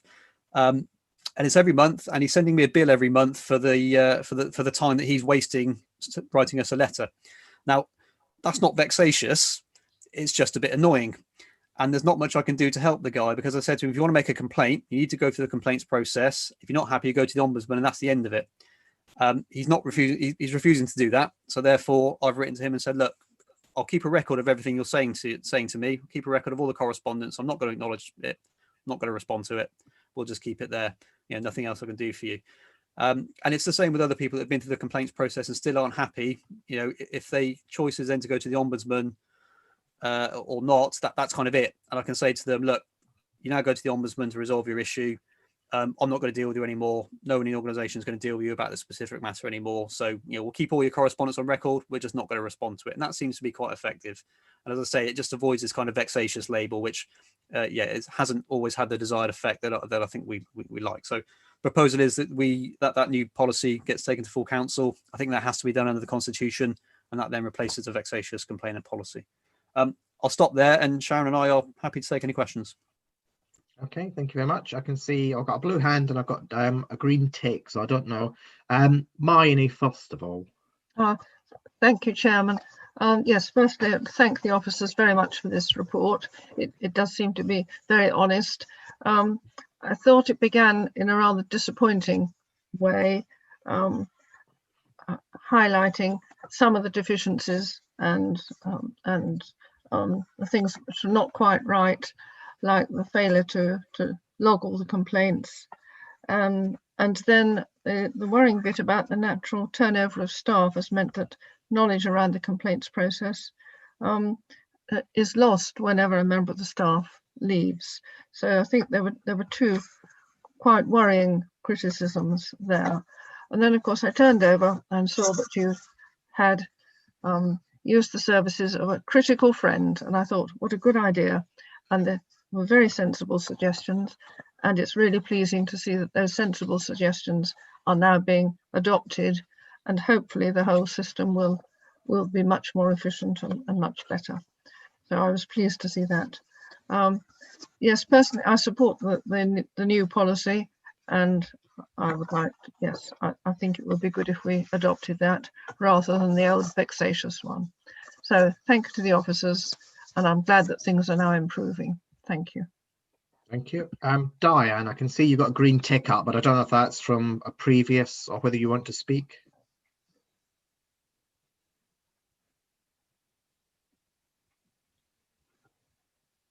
Sorry, Chairman, no. No. Okay, thank you very much. That's fine. As there are no other blue hands up, can I take members back to page 61? There are two recommendations, A and B. Can I have a proposer for Happy these? to propose. Well, thank you, Alex. Oh, Seconded, Mayne. Yeah, thank you. Those in favour, please show either by hand or particular. Yeah, I think that's carried. Thank you very much. Item 9, corporate plan update. Now, I don't know who's actually doing this one, so it looks like Yes. Ben, because he's unmuted. Thanks, Chairman. Just a quick introduction from me, and then Tyrone Sudders, who's the report author, will kind of give you a whistle-stop tour of the highlights. Just to say that we like to bring kind of performance reports to Scrutiny as often as possible, ideally every quarter. This is a 6-monthly kind of update. They used to go to Audit and Governance, or PAG as it was, and since the governance review of scrutiny arrangements, that's kind of changed, and now these performance reports are coming to overview and scrutiny. So presuming you're happy with that arrangement, that'll be what we continue to do in future. So this is just an update on where we are with the corporate plan, the seed corporate plan, which was signed off in January. So you've got an anthology of actions and performance indicators and a lot of detail around kind of all those things that the council signed up to do, giving you progress in the last 6 months. Just to say as well, obviously a lot's changed since January in terms of all the conversations we've had this evening. So some of these actions are probably looking at a little bit less important now than they perhaps were in January. And as Richard said earlier, we'll be doing a refresh corporate plan towards the end of the financial year. So some of this stuff will change, but for now, this just gives you an update on where we are, and Tyrone will just kind of give you a feel for some of the highlights and the lowlights, because we do like to be honest. Thank you. Brilliant. Thanks for that, Ben. Yeah, just introducing myself, Tyrone Sudders, Projects and New Business Manager in Housing and Health. And as part of that, I administer the Pentana sort of performance management system for the council. And as Ben mentioned, just a quick whistle-stop tour of the corporate plan, which features the 4 themes, which I think members will be familiar with. Their sustainability at the heart of everything we do, enabling communities, encourage economic growth, and digital by design. Just for a bit of context in terms of the report, the data that informs the report covers the progress made up until the end of Q2. So that's from the 1st of April to the 30th of September. And as I've said, this has come from our performance management system, where performance measure officer leads will input regular updates. So in terms of questions, both myself and Ben will do the best we can to answer those questions, but we may have to take some back to those officer leads. So in terms of the report, I'll just do a quick overview of the progress of actions. That's section 3 of the report. You'll notice a graph that sets out the sort of expected outcomes as of the end of Q2. And just to have a quick look at some of the actions that have progressed well or complete up to the end of Q2. Under the Enabling Communities work stream, there's been really good work on growing the East Herts Lottery. That's seen the projected income for the lottery increase steadily, along with the number of supporters and good causes to the lottery. Under the sustainability stream, as was said previously, the carbon assessment tool has been finalised and is being used to assess the carbon footprint of council projects. Additionally, procurement regulations have been amended and implemented to consider carbon footprint. And under the Digital by Design thread, the East Herts Customer Charter is complete and has been published. Some actions that have not progressed well up to the end of Q2, and as Ben's also quite usefully noted, most of these will be as a direct impact of COVID-19. Some of them are under sustainability. Officers aim to have 2 electric vehicle roadshows and 2 climate change film festivals.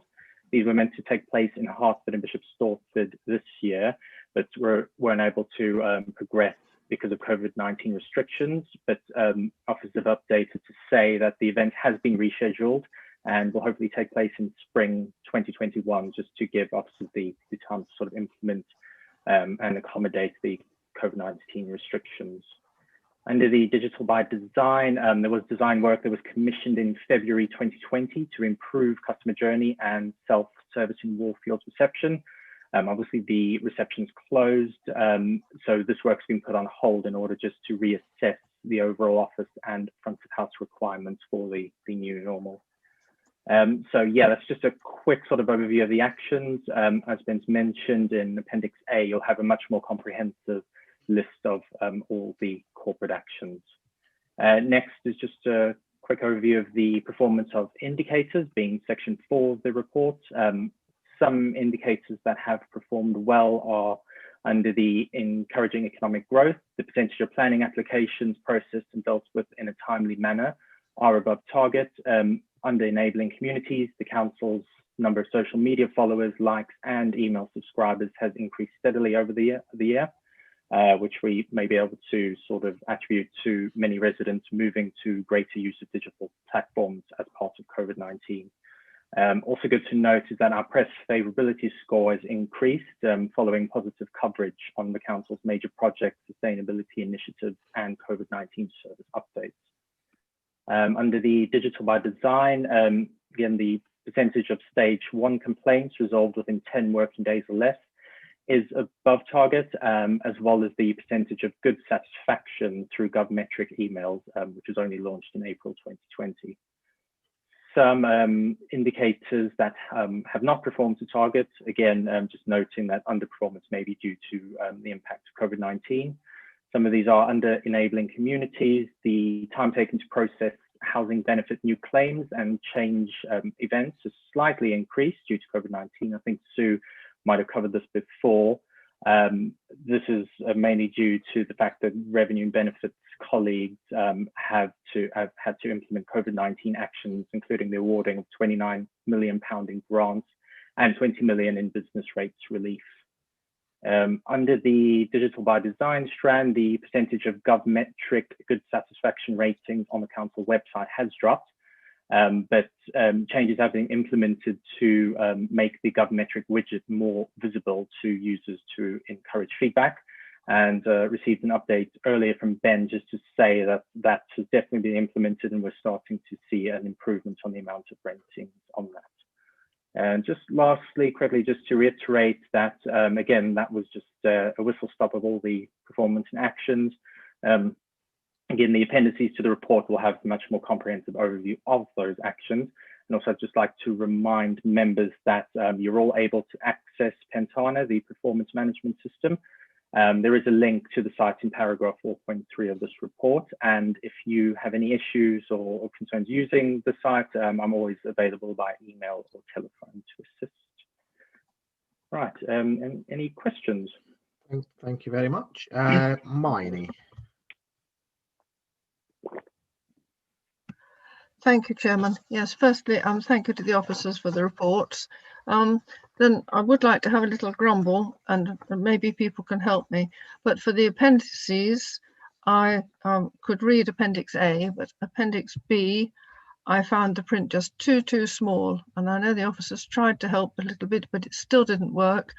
So I'm just wondering if in the future some other way could be found, because I can't make any comment on those indicators because I was not able to read them. But with Appendix A, I was able to read that and was very pleased. I have 2 questions and then 1 comment. The first question is under sustainability, and this is about Hertford Theatre, working on assessing the carbon footprint of the proposals. And this will be updated with these as soon as the work is complete. So does that mean you're not going to assess the carbon footprint until after the alterations and building have been done? Or does it mean that the carbon footprint assessment will be available before the work is done? That is one question. My second question is under the enabling communities, and this is to make the register of the council's assets. And apparently the officer responsible for this has been off sick, long-term sick, for 4 months.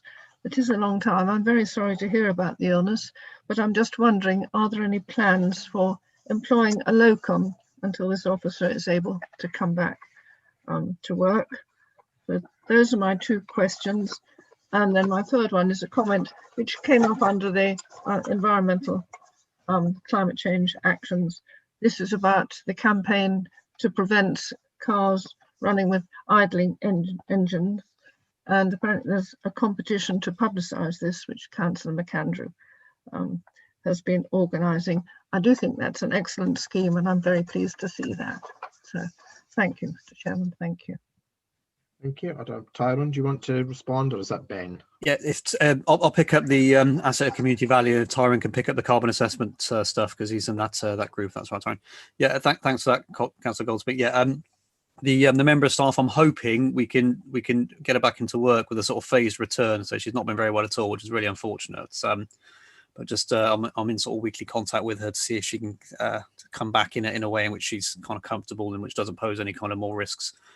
So in the meantime, I haven't progressed any kind of locum ideas on the basis that she will hopefully be coming back. I've been picking up the asset of community value stuff in the meantime, so I'm desperate for her to come back because there's quite a few kind of outstanding ones, and we are kind of processing them. The number of councillors have been involved, not as quick as we'd like. So yeah, it's just a priority to bring her back as soon as possible. That's what we're working on. Tyrone, you're right with the carbon assessment question? Yeah, if it's fine, I may have to take that back, because I previously sort of said just to the officer lead for that, just to get you a definitive answer. In terms of the assessing the carbon footprint from the Herts to the sort of latest updates I can remember, is that they are sort of looking at sort of, carbon reduction ways. They've been liaising with the contractors on that. But like I said, that's just my brief overview of it, and I'm probably not best placed to answer that. So if I can take that away and get the officer lead just to give a proper answer, and then I can get back to you if that's fine. Yes, thank you. Perfect. Thank you very much. And, sorry, just on the quick point about the appendices, yes, that is noted, and I'm working on a sort of more appropriate and better appendices going forward. That'll be a lot more legible. Oh, thank you very much. Thank you. No worries. Thank you. Ruth Buckmaster. Thank you, Chairman. Yes, my question is also on one of the appendices. I'm looking at them on an iPad, and obviously I'm getting a tiny little square from the middle, so I actually can't read the whole document. But actually, I've got a query on page 103. There's a statement that says, since the last update, the following district plan strategic sites have been granted planning permission, and in which you state Bish 6. That is coming before DMC tomorrow. It hasn't been granted yet. Thank you. I don't know if anyone wants to comment on that. Obviously, as a Bishop Stortford resident, Yeah, okay, apologies for that. I hadn't picked up that. It's obviously quite a lengthy report, and although I read through it, I hadn't picked up that particular issue. So if I go, I'll go back to the officer that's kind of written that bit just to clarify that point. But thanks for picking that up, Councillor Buckmaster. Thank you very much. As there's no other blue hands I can see, can I take members to page 81? And that is just a recommendation to note. Are members happy to note? Happy with that. Yeah, thank you very much. Thank you to both of you. Again, I'll say to officers, if you do wish to leave the meeting now, please feel free. Have some evening, and that goes for you as well, Sharon. If you wish to, you're more than welcome to stay for the last item, but you may wish to go off and enjoy yourself. And the next item is item 10, overview and scrutiny committee draft work report, and I believe that is going to be Lorraine. Is that? Thank you, Chairman. Thank you very much, Chairman. Good evening, members. Just open my page. Yeah, this is the usual consolidated work programme for members' consideration. I just wanted, it's a sort of an evolving document that changes quite regularly depending on what's going where, but I just wanted to bring you up to date with a few things that are actually on the work programme that we have now. The Police and Crime Commissioner has confirmed that he'll be providing a presentation to members at the next ONS committee on the 8th of December, along with Chief Inspector Orton, so that's good news. The parking, in terms of an update on the parking report of the Task and Finish group, which that's on page 124, you'll recall that this was submitted to the executive on the 24th, or rather this will be going to the executive on the 24th of November, a report by the head of operations. Members will recall that this was first considered by submitted to the executive on the 11th of February, but as a result of COVID-19, it's had to be kept under review as the landscaping of car parking has changed fundamentally. The chairman already mentioned in his announcements that we've been liaising with the Centre for Governance and Scrutiny regarding holding a workshop Zoom meeting to enable members to question and seek clarification from the officer from the Centre for Governance Scrutiny who conducted a review of scrutiny here. And I've got some more information on that. So all members of OS and ANG are going to be invited to a Zoom meeting, and we're just awaiting confirmation that this will take place on the 3rd of December. After that, the report will come back to ONS, and if necessary, any recommendations will go to the executive. As I'm also responsible for member development and putting my other hat on, I just wanted to bring to your attention a few and other issues that you're probably already aware of in terms of the calendar. But there's such big issues that I just wanted to highlight them again. One is that there's going to be a briefing on the 11th of November on the Hertfordshire Growth Board and a capital projects review. And on the 12th of November in relation to building control and social media. What's in the forefront of everybody's mind at the moment is COVID, and on the 18th of November at 2 p.m, the Director of Public Health will be providing members with a further briefing on COVID-19 and how to respond to a local outbreak. And on the 19th of November, Clarion Housing will provide members with a further presentation on how they, as a housing association, have responded to COVID and give an update on Clarion Futures. And finally, I'm sorry to bore members, as development of the Council's budget and medium-term financial plan moves forward, SIPA have confirmed to me that they'll be providing all-member training, providing an all-member training programme on local government finance on 2 separate occasions. It's quite a big piece of training, so these will be on an evening on the 1st and 14th of December, and I'll send out some diary invitations as soon as I can. And that's all I wanted to draw to your attention, members. The programme is there for your agreement, as I say, as a draft and as detailed in Appendix A. Thank you very much.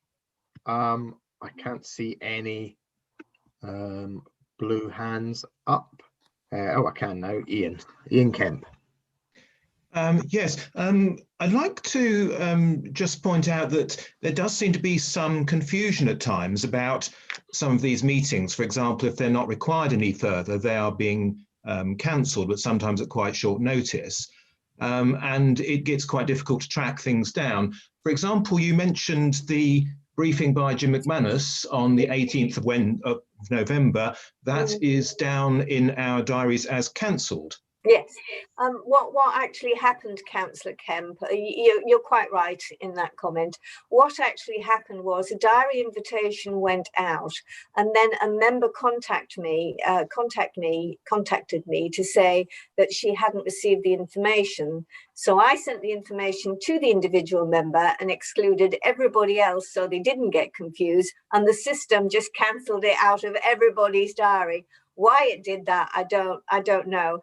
But what I did do is last week on the members' information bulletin, I confirmed to everybody that that meeting on the 18th of November to be given by Hertfordshire County Council via Teams was going ahead. And I did apologise for that at the time, but I was trying to not include everybody to avoid a problem, and yet it still caused a problem and took it out of everybody's diary. But it is taking place on the 18th of November.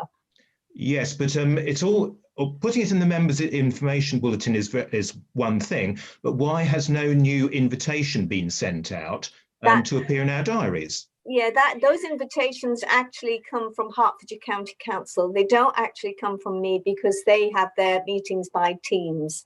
I will send another one out because Hertfordshire County Council tend to send those invitations out to their county council members and then send a separate one out to all members. I appreciate it's confusing, but I will be putting another invitation out to all members shortly. I just wanted to take that out of the equation, the cancellation, to try and minimise any more confusion. Thank you, that's most helpful. And likewise on the all-member information session on Thursday the 12th, thank you for the details you've just given of the content of that, because there's nothing down on the actual invitation itself. And many of us do rely on the actual calendar invitations to keep track of our diaries. So it would be really helpful if those could be kept up to date. As soon as I have more information, I'll ask the relevant officers. And as soon as I have some information, either I will send that out or the people, the actual presenters will send that information out. Okay, but even a little note to say these are the topics on the agenda would be helpful. Thank you. Yeah, okay. Yeah, I think that's noted. Ian, thank you. Mary Brady. You're still muted, Mary. You're muted. I'm not muted now. Can I raise this? I don't know if this is the right time to do it. There hasn't been another opportunity throughout the very informative session. But there are some very important things happening, as we all know. There's a lot of money being spent on capital projects. Are we allowed at this late stage to add items to be scrutinised? For instance, at the recent council meeting, a member of the public asked Councillor Williams if the capital budget could be, if it could be made public so that people could see it. So Councillor Williams stated in answer to Mr. Ramsden, who asked this, that even a redacted form of a business case would be impossible to be published. Could the Scrutiny Committee scrutinise this answer, as it seems strange that none of the business plan can be publicised? It's up to if members wish to do that, then yes, we can certainly scrutinise it. I believe that the business plans are actually coming to, there is one committee that will be looking at business plans, isn't there, Lorraine? As I mentioned to the member earlier, when she raised this with me, Chairman, on the 11th of November, that there is going to be an all-member briefing on a review of the capital projects, and that might assure the member of any concerns that she might have. Does that answer your question, Mary? You're muted again. Yeah, well, hopefully it will. Thank you very much for doing that. Yeah, and you'll also be, there will be an opportunity to ask the head of strategic finance any particular question during that briefing session. Thank you very much. Thank you. Thank you. In which case, can I take members back to page 113, and there's recommendation A. Can I have a proposer for recommendation A, please? Ian Devonshire, is that seconded? Yes, that's seconded. Miney Goldspink, thank you. All those in favour? I think that's carried. Thank you very much. No, there is no urgent business, Chair, so unless there's anything else. I was just about to say I'm not aware of any urgent business, in which case the urgent business is we can all go home. So thank you very much. Please stay safe, and I hope